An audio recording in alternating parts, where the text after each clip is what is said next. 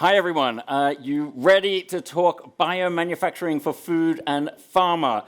Are you interested in the future of food production and how we are going to bring you the breakthrough platforms, the regulatory pathways, the business models that are going to change food production and pharmaceutical development over the next decades? Yes? Yes, excellent. Great. I'm your moderator, Ryan Heath. We'll be with you for the next 45 minutes, and we have 4 amazing panelists. We're going to hear some introductory remarks and a few slides from each of them. Then we'll get into some rounds of questions, and then we'll bring your input into the discussion. I will introduce everyone this way. That's not the order they're going to speak, but over here on my right and your left is Johannes Coutre, who is Professor of Food and Health at the University of New South Wales in my hometown, Sydney. Then we have Deniz, who is the co-founder and CEO of Prolific Machines. Next to him, we have Ruiz, who's CEO and founder of Hyfé. Yes? And then we have, last but not least, Ian Roberts, who is the CTO of Buhler. So a big round of applause for our panelists. Deniz, are you willing to kick us off? We've got some slides from you, and feel free to stand if you would like to stand as you present. Just going to do a few slides on Prolific Machines. So my team and I have been pioneering this new field, which is called optogenetic biomanufacturing. And I want to explain briefly what it is and why it matters. And the foundation is really set from bacteria. Bacteria, billions of years ago, evolved these proteins that change shape when you hit them with light. And they evolved them because it was useful for them. They can regulate their buoyancy in the water. Plants and algae since took those proteins and started using them. They're the reason why plants start moving towards the window when you have them. And these proteins are really reliable and they work extremely well. And basically what we do is we take those proteins and we tether them to various different targets inside the cell. And the target could be any protein. And what that allows us to do is leverage this shape change to control the activity of a target inside the cell. So any protein can be tagged with these light-sensitive proteins, essentially. And that allows you to dynamically turn on and off and tune any protein inside of the cell at any time. Which is, for those of you who have done biomanufacturing, a real paradigm shift. Because if you imagine cells in a bioreactor, usually the way they're controlled is with constitutive systems, which means that they're always producing something, or with molecules. And the problem with both of those systems is obviously the constitutive systems don't have control because they're always on. The molecules also don't really have control because once you add them in, if you want to remove it, it's basically impossible. And if you want to change the amount of it that you have, it's very, very difficult. So with light, you can add it in instantaneously, remove it instantaneously, tune it to any desired level instantaneously, and you have different wavelengths. So just to give you an idea, you could have multiple different processes controlled by different colors of light that are running in parallel. So you could have one color of light that is controlling the production of your protein, whatever it is that you want to make. And that color you don't have to have on until it hits max cell density. And then you can switch that color on. And then you can pulse that color to have the exact production dynamics that you want. So never tiring out the cells too much, but getting the amount that you want. So you can basically hold them in that maximally productive state. But then you can layer on additional tools. So you imagine you have transcription being controlled by one color of light. Then you can add on another color of light that is controlling, say, secretory capacity. So we've built tools that can control the size of the ER. And then you can bring that on at the perfect time and then tune the size of the ER to whatever size you want. And you can add on another tool, say, to control the metabolism. Now you can tune transcription, metabolism, and the size of your secretory capacity independently and in real time. So for those of you who have worked with cells and conventional tools, you'll understand how much of a paradigm shift this is. And yeah, it's pretty wild. And we use this in many different contexts. And the context where we found product market fit is really with therapeutic proteins. So to give you an idea, if you want to make a certain therapeutic protein, you can basically, so if you imagine this red line here is the production level, you can basically keep the window of production perfect for the therapeutic protein that you want to make, and each therapeutic protein requires a different amount of expression. So for example, if it's a toxic protein, you can basically keep it just below that toxic window, but still producing to its maximal point. Or if it's, say, a complex protein that has like a bispecific or a trispecific, you could have the heavy chain and the light chain on two different colors of light. So you can pulse two different colors and control the stoichiometry of what you want to produce. Many other examples, if you want to make a virus, you can have the different viral genes switched on by different colors of light, so you don't need the transcription, you don't need the transfection reagents, and you don't have the empty capsid problem. So I believe that eventually all biomanufacturing will become optogenetic, because you have the combination of the lowest possible cost, because light is the cheapest input that you can have into cells, because you basically have electricity, which is commoditized, and you have LEDs and circuit boards, which are also commoditized. So this, as an input, is the cheapest it can be. But it also, you can also have the highest quality and the highest precision. And historically, when you have a technology that has simultaneously the lowest cost and the highest quality and precision, it tends to get adopted. And that is what we're seeing right now in protein therapeutics. So we're like fully booked on the people who want to use this platform for protein therapeutics into 2027 right now. But eventually, I think it's going to spread. So it will go from therapeutic proteins into viruses, and then it will go into regenerative medicine. It'll go into disease models, and then eventually it will go into food and other industries as well. So this was a little introduction. If you want to learn more about it, I'm available to chat after the talk. Thanks. Thank you, Deniz. Very good. Johannes, you're up next. The session here is about, this panel is about food, so what you see here is actually cultured meat. This is a sample of cultured chicken material grown in our labs. This is actually my hand running it through the shrink wrapper, and this technology works. Cultured meat, cell-based meat is a reality, but we produce these materials. This is in collaboration with an industry partner. We have a few industry partners. The idea is in our lab to run 3 buckets of technology innovation, creating cell lines for the industry, creating media, which determines the business, and last, to create scaffolding solutions, which is to provide and to impart texture and 3-dimensionality into these materials. So far, so good. And in 2020, the field was really, so I'm doing this since about 2019, just shortly before the pandemic started. So we were happy to see in 2020 regulatory approval for these materials in Singapore, who spearheaded this whole movement of regulatory approvals. We had then seen regulatory approval in the federal United States for 2 cultured meat companies, and you might have seen about that. Israel is very strong in the field. There have been regulatory approval for Aleph Farms, and then Aleph Farms also here in Switzerland. There's a lot of energy. I don't know if there's something you want to talk about.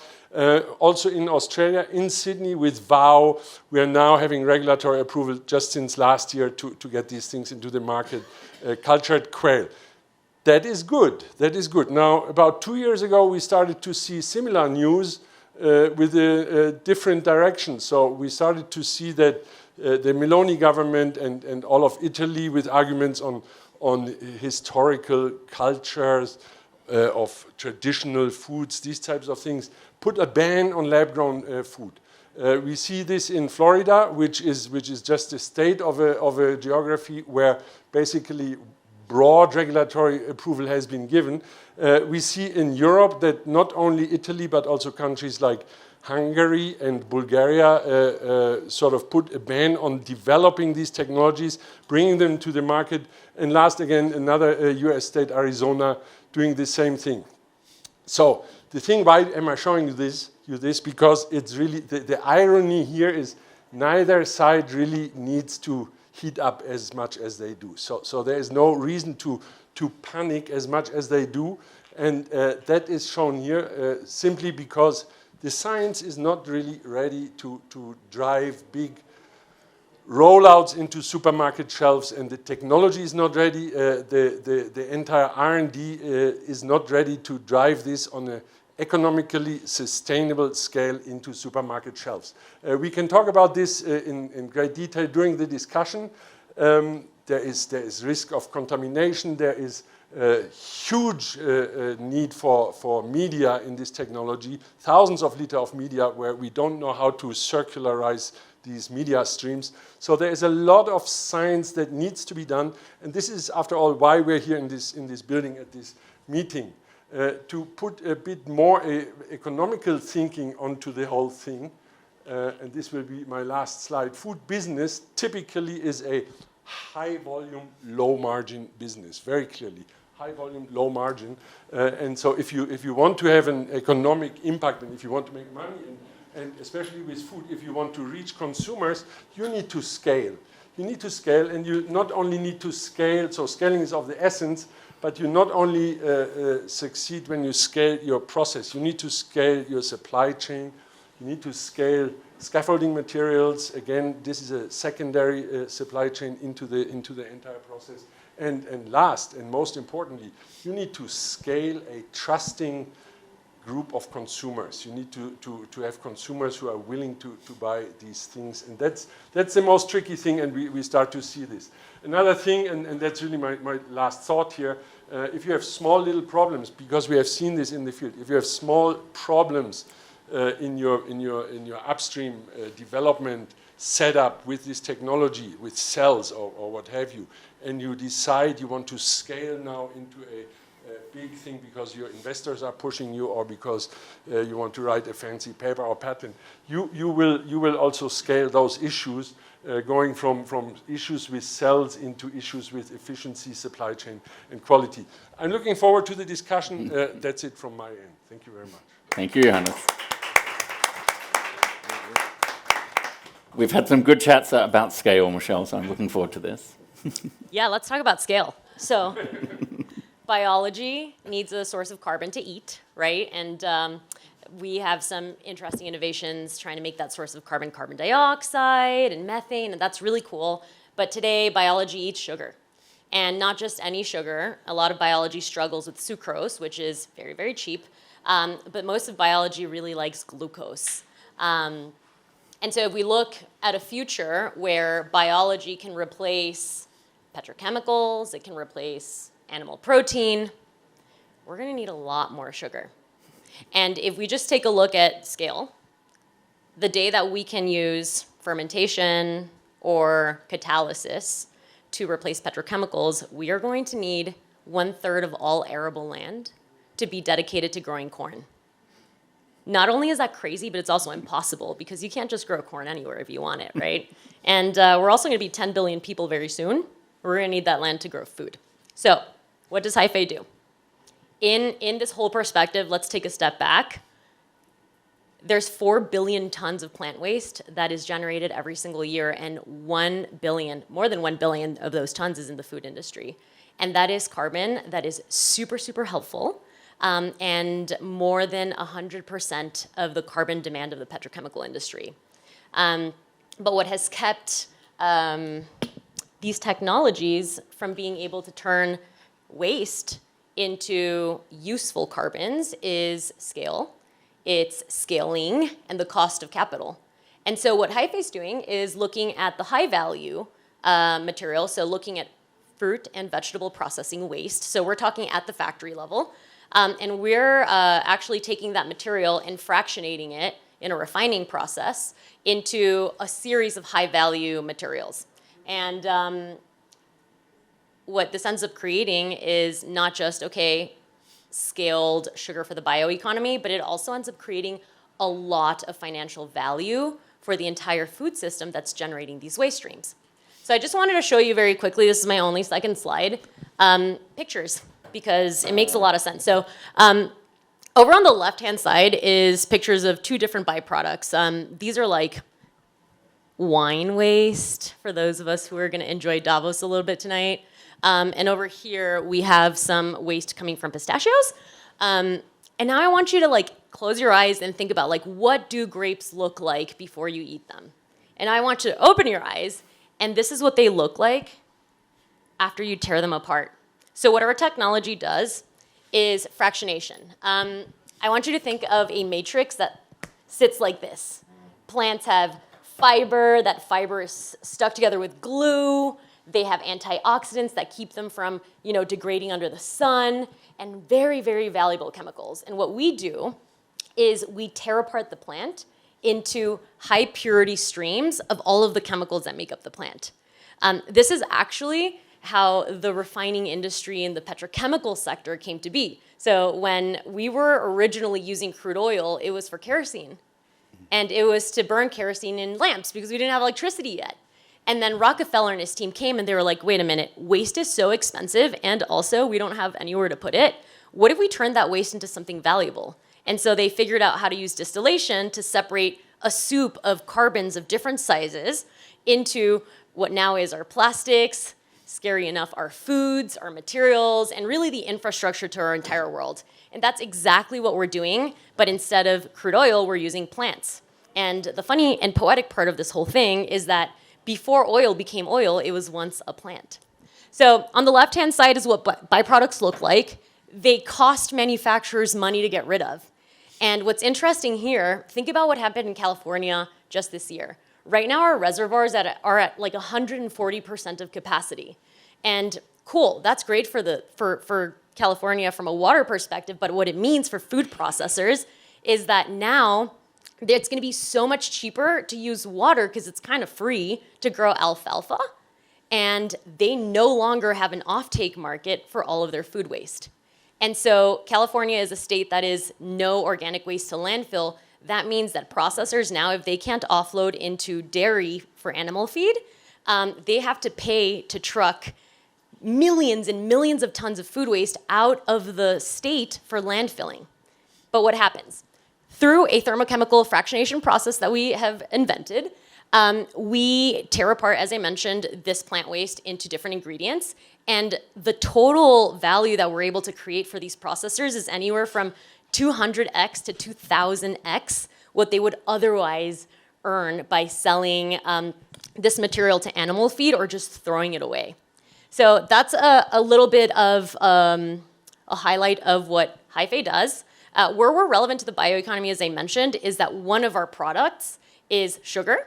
And the only note that I'll say before I hand it over to Ian is that we have had to figure out which feedstock is important to use for us to be able to scale a sugar platform, because sugar is a commodity. And so we'll talk about it later, but like market dynamics are super important in trying to bring these solutions to the world. And co-production of higher value products has been what has allowed us to project out two things. Number one, profitability at every scale. And number two, very, very unique sources of financing these facilities through our food processing partners. That's it. I will hand it over to Ian.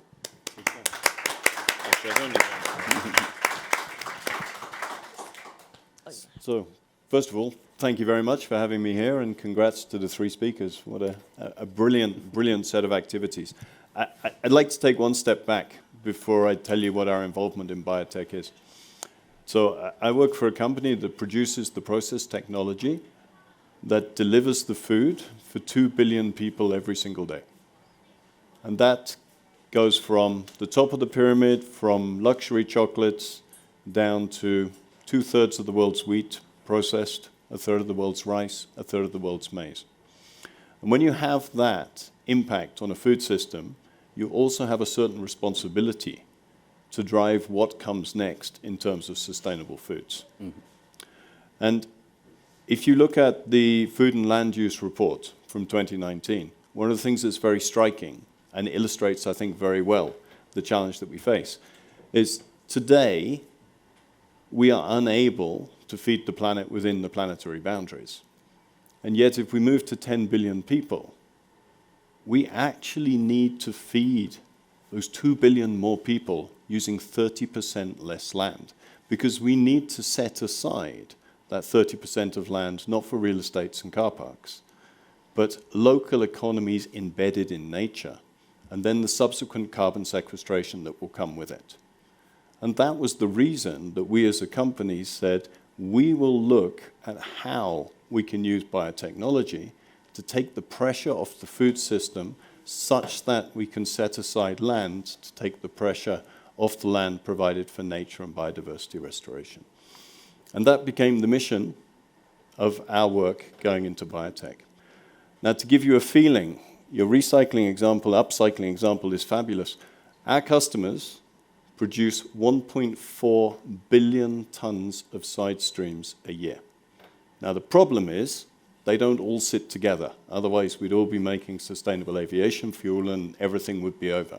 It would be fantastic. The problem is they're decentralized and it's difficult to capture the value from those side streams. So that's an activity we have in common, and we need to talk about that a little bit more. But I think on the biotech side, what was very important for us to look at was food is very, very different from pharma. We always make this mistake of brilliant technologies that have been used in pharma. Well, there we can just use those and make food. Yes, you can. You can do it at low efficiency and tremendously high cost. So the challenge that we set ourselves was, how do we take biotech down a cost curve that you can make affordable nutrition that people want to consume, that will contribute to diets and delicious products that excite consumers. So it's not just the functionality we need that excitement and delight, which is always a barrier versus pharma. Because if it makes me well, I'm going to eat it, right? For pharma, if it makes me better. So we did a number of things. The first thing we did, we looked at cellular agriculture, and we said, look, this is crazy. You know, people are throwing tens of millions at the same problem. And the same problem basically was, how do I go from a shake flask to a cubic meter so that I can do a new funding round because I've ticked off the fact that my biology scales? Yeah. Brilliant. And thereafter, you've got an obsolete asset because you never want to use it again. But you're 50 million down and you've diluted equity in your company, and you're probably no wiser as to what your viable industrial process is. So we got together with Migros and Givaudan, and so Migros is the biggest Swiss retailer. Givaudan is the world's biggest flavor house. And we said, if we build a joint facility for scaling, how do we help these startups? Well, first and foremost, you keep your IP, you keep your equity, you just pay a service fee, and you come in, and we have a team that will help you scale your biology, and you keep everything. So that's quite good. But between Migros, Buhler, and Givaudan, we know a little bit about product development. We know a little bit about retail. We know a little bit about delighting consumers. And what Buhler does is we scale processes. So we built a company simply to develop the scaling of processes from small lab scale up to industrial scale for cellular agriculture. And then we realized, well, cellular agriculture, people are getting a bit excited, but as Johannes so beautifully said, there's a little bit of science needs to be done. Yeah, I think we're getting there. We're getting closer, but the science needs to be done. And we looked at other fermentation processes, and we looked at new technologies that would allow us to go from fed batch to continuous. We looked at new technologies that would allow us to stimulate cell growth, to get massive improvements in efficiency and in yield. And then we said, if you're going to build plants, where do you start? So we acquired companies that built breweries, yeast propagation systems, and said, let's start from the low cost so that we know how to build up the necessary functionality and cost that you need to serve customers so that it becomes viable to scale this industry and to scale it in a way that at the smallest possible level, you have the potential to sell a product in the market that consumers can afford. And that's what we've been doing for the last 5 or 6 years, and that's what we're going to do for the next 10, 20, 30 years. The company is 165 years old and family-owned, so we're in it for the long run, and that's the journey that we're on. And it's brilliant young entrepreneurs, not so young scientists. You told me we'd known each other 26 years, so neither of us can be young, right? But it's how do we facilitate that journey? And how do we make sure that the process scaling and the process solution is off the plate for startups? Because you already have to look at strains. You already have to look at marketing your product. You already have to look at raising money. For goodness sake, don't design new machines as well. Because not even our old employer, Nestle, would have tried to integrate all of that. And they have between 1 and 2 billion of R&D spend a year. And for them, that would be unimaginable. So it's definitely unimaginable for a small company. That was brilliant. Thank you, Ian. I want to pick up on the scaling point, because that came up quite a bit. Okay, so Ian's got process scaling locked down. What are the other unlocks that you think are holding up scaling in biomanufacturing? Or what is the next thing you would like Ian to scale and then take advantage of when he does it? We can work backwards. I never suggested we'd finished. I'd just like to be clear. Oh. I have two thoughts. From an Ian perspective and like the physical equipment, I think as we look at building these value chains, which at least in our space, we need to build out value chains. If you think about it, like our food processors are willing to pay for factories. So they're an investor. What does that mean? Before they can invest, they need to know that there's an offtake partner. And before the offtake partner and the investor put any time or resources, they need to know that the technology is de-risked. So the whole value chain requires partnerships. And I think just thinking about the equipment and process perspective, there is opportunity to be had partnering with people who are experts at scaling, and importantly, experts at scaling the type of equipment that we use so that we're not trying to recreate the wheel. So that's one. And then the second unlock that's like perhaps like the most important in my head at the stage that we're at is offtake agreements on the commercial side. And the bottleneck that like sits the most heavy with me is that we're at that stage where we have a pilot facility that we built in San Francisco. And so we can make kilogram scale samples. But that still takes a very long time because we have our main reactor that's integrated, but then our downstream processing is not. Why? Because we're venture backed. And because we have to be very cash conservative. So we're not going to like build out this entire facility. That would be super expensive. And we need to be able to have a lot of sampling sent out to CPG companies and to ingredient companies for them to test within their formulations whether or not you're actually solving a problem and adding value. Yeah. And so I think that that's an area where like collaboration could be a huge unlock to be able to get those offtake agreements and then all of the finances line up. I very much agreed with Ian's point around not building everything. So like at Prolific, we don't build bioreactors. We just build illuminators and synthetic biology tools and software, and that is enough. Good. And then we put it into infrastructure that already exists. But since we're on the topic of cultured meat scaling, I'll share that in a past life we were making meat, and we actually showed that we could grow meat using light.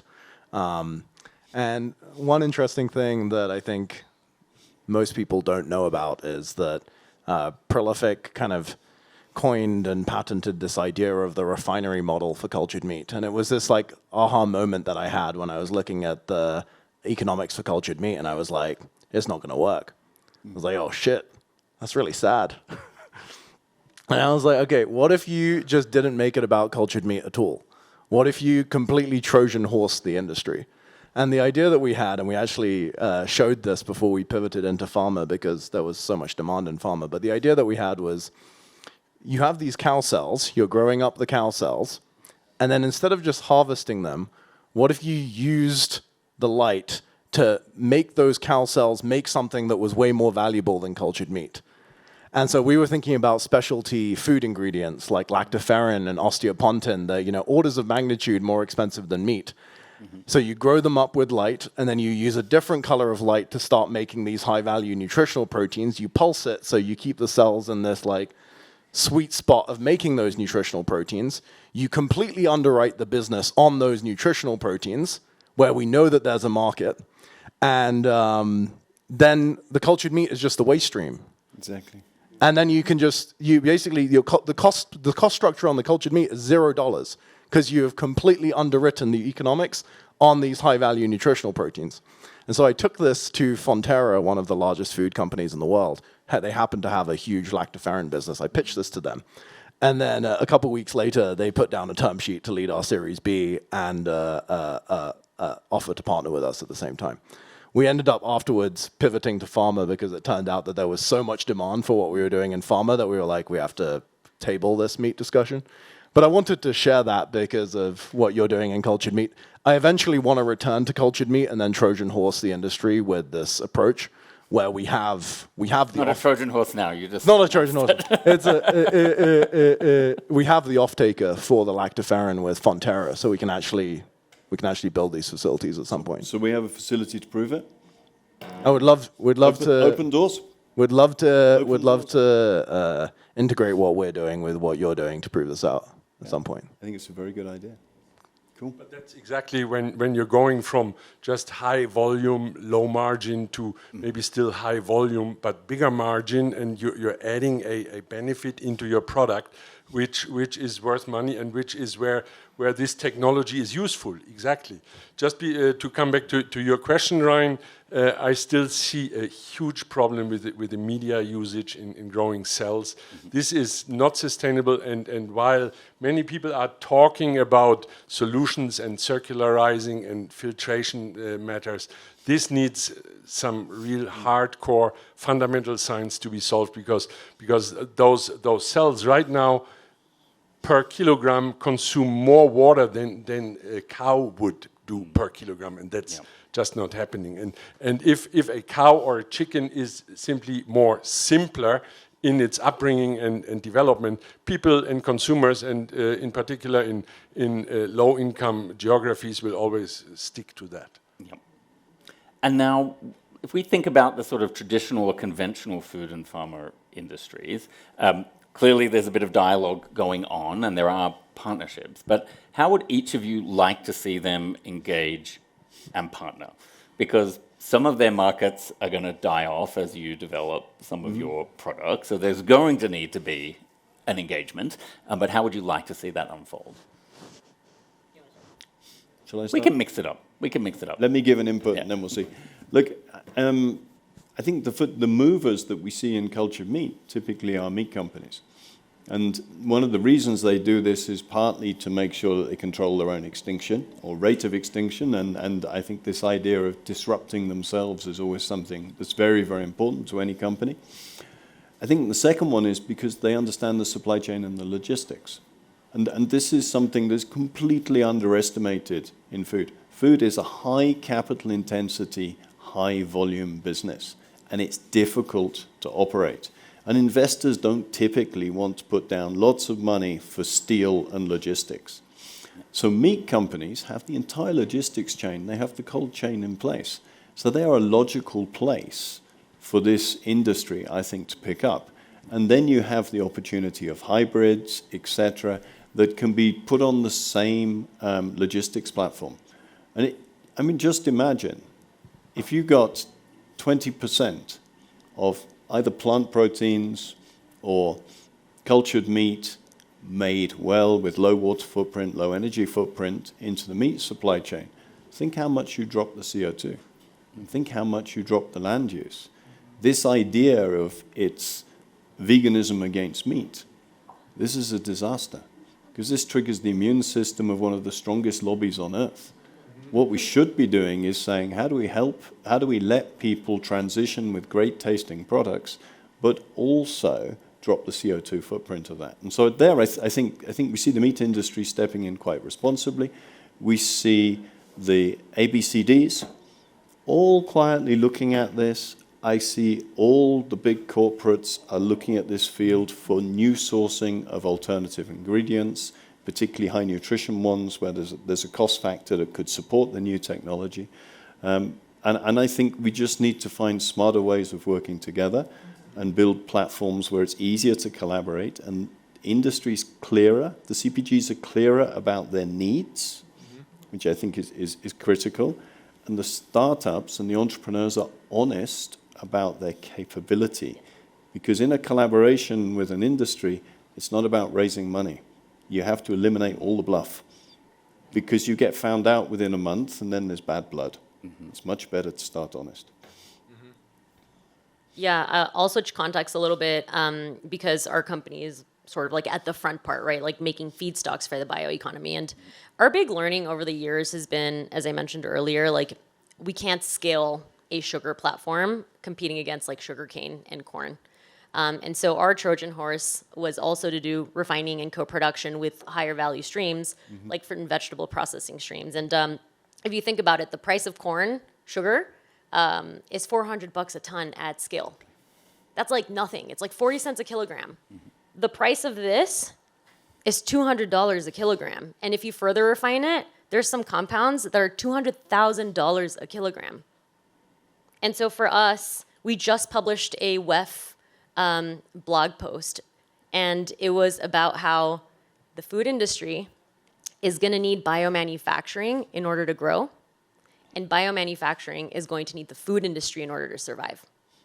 And so that's kind of our hot take on biomanufacturing. So I do think that there's a really tight connection. And you need the money to scale, you need access to the plants to repurpose them. It's the offtake, actually. And so I'll double click into that because this is a very interesting finding for us. And I wouldn't say that this is a general learning ever, like for the world ever, but it is a learning that we had for where we are in the world today. So if you think about all the things that we can make from these plant materials, there's antioxidants, there's fibers, there's sugars, there's proteins. And as I mentioned, the antioxidants and the fibers are the highest price points. We did the deepest market research you can ever understand, and it sucked. But essentially talked to every possible industry that could be impacted by our product. So a chemical that reduces oxidation, or a polymer that interacts very interestingly with water or oil. That's fiber, by the way. And so we looked at like fertilizer binders and seed coatings, blah, blah, blah. We came back right to the food industry. Why? The food industry has two major pain points that are going to help scale this technology so that the bioeconomy can have sugar. Number one, right now, at least in what we can solve, the food industry is trying to get rid of additives that cause cancer. And one of them is called BHT. It is currently in all of our foods that contain oil and in all of our personal care products that contain oil. And the additive comes from petroleum, and it's added to make sure the oil doesn't go rancid. There's BHT. There's two more that I just won't confuse you with. That is currently in the process of being banned. And what we found is that antioxidants that come from fruits, more than not, outperform the synthetic at a cheaper price.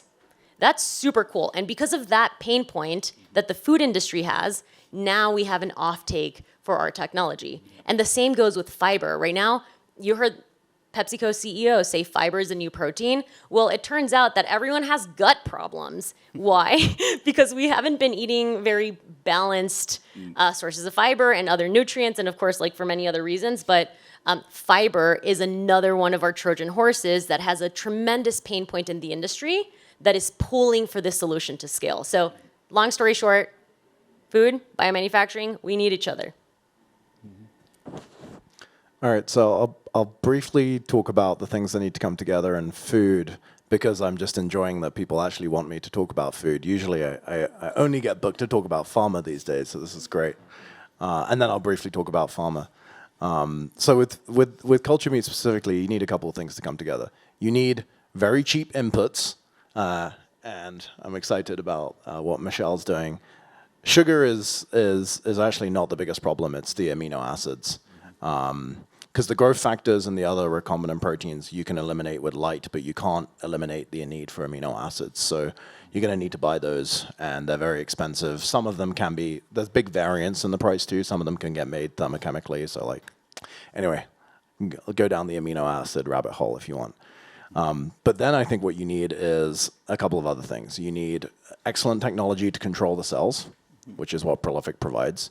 You need people who know how to operate large-scale biomanufacturing facilities, which is what Buhler and Ajinomoto and DSM, these folks will provide.